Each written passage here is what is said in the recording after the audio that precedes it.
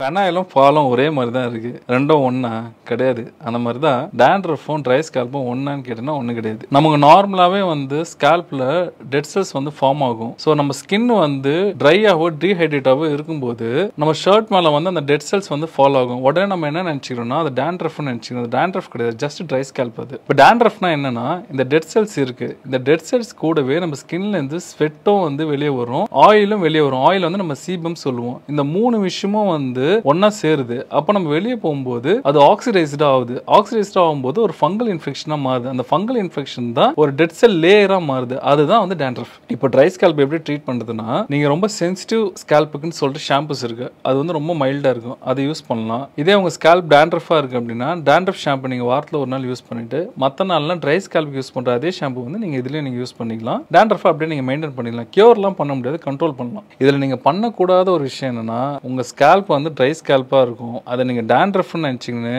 Dandruff shampoo use பண்ணீங்கன்னா try scalp sensitive ஸ்கேல்பா மாறி hairless வரும்.